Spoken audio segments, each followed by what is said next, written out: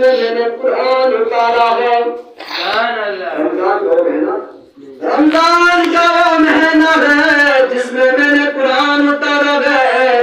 اے میرے بندو، اے میرے بندو، میں نے تمہیں ایک ایسا انعام عطا کیا ہے جس میں تم نوافل پڑھو گے تو فرضوں کا ثواب عطا کر دیا جائے گا۔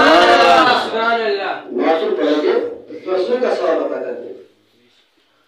یعنی یہ بھی فرمایا گیا ہے لوگوں، جو تم مسجد کے لیے جاتے ہو، مسجد کے لیے تراویح نماز پڑھنے جاتے ہو، ایک قدم نکالتے ہو، بعض نمازوں میں تمہیں صرف ایک قدم کی ایک نیکی ملتی ہے، لیکن یہ بھی فرمایا جب تم تراویح نماز پڑھنے کے لیے نکلتے ہو جو ہی اپنا قدم نکالتے ہو تو رب کائنات کا فرمان ہے میں اس بندے کو ایک قدم پر 10 نیکی عطا کر دیتا ہوں۔ سبحان اللہ۔